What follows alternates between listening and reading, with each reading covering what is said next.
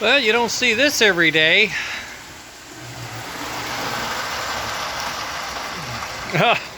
Yeah, I'm saying. And those are wooden. And those are wooden. And they'll pull them. He pulls them. He has pulled them. I'm thoroughly amazed. First day on the track. First day fully assembled and running. And that's with the level 1 controller. The level 2 controller would give you 4 miles an hour or full torque, 10 amps, look out. And it's holding together. And I got more things I know I need to do. I got some lumpy wheels, I got some axles. Oh, the axle on the back here, I was missing a bushing, altogether missing a bushing.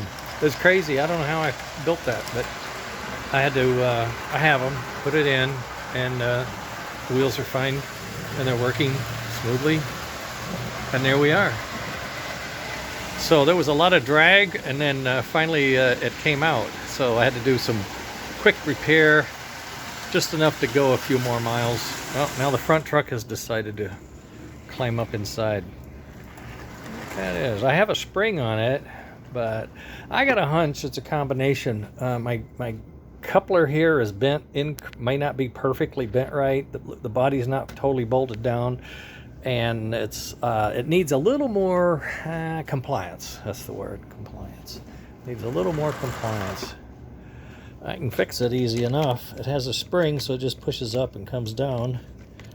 Sometimes it does. It did. Used to. Let's see now. Slides over. Yeah, slides over. I'll have to check it. Everything on here has been built. Yeah, see, there's a little bind in it.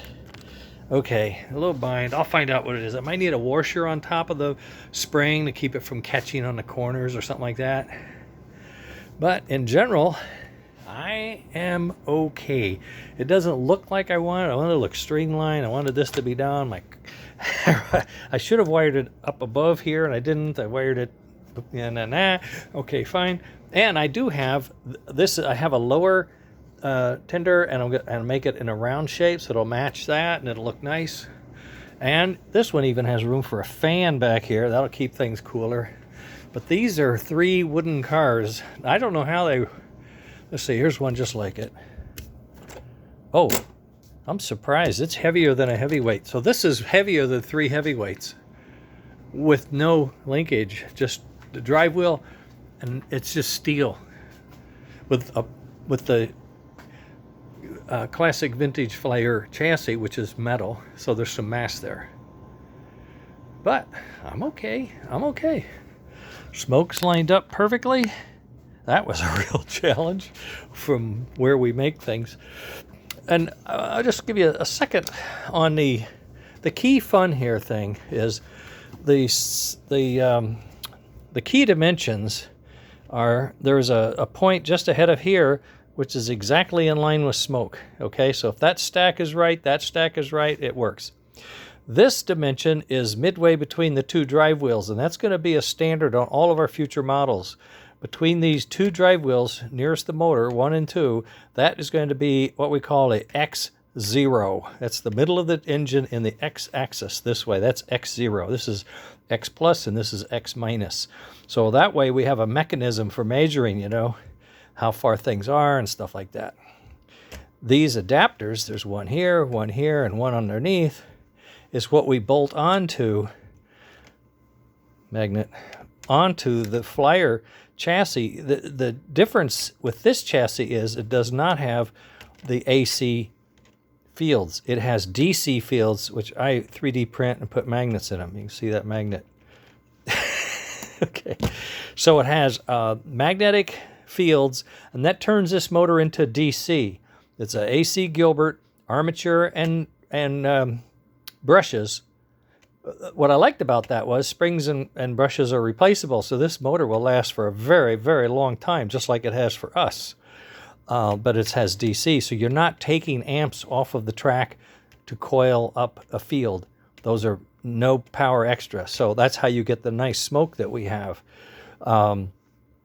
So the idea is you take this frame down in here, and they can get it with or without the skirt. So you get it without the skirt, you can put it inside any body you find that is S scale and fasten it in so you're not warping it and bending it and doing all that.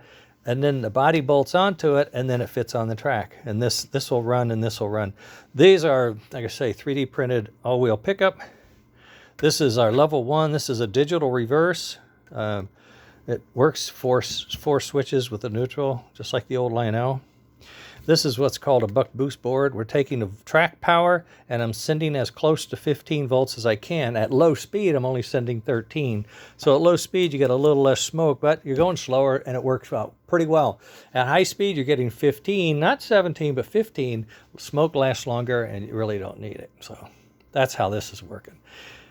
And the plan, I'm going to finalize all the documentation on how this is assembled and built.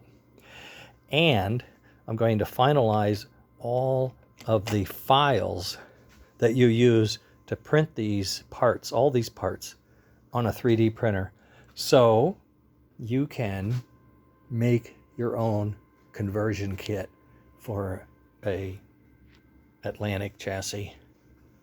And you can then put any skirt and engine combination you want. This one is free. You can put that one on. I will refine the wiring, and I'll have diagrams on how it hooks up and what it does.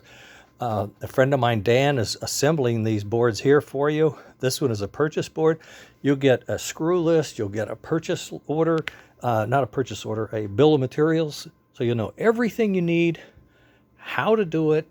I'll make some videos over the next month, put all this together. And the idea is you guys build your version of this engine. I think that would be way cool.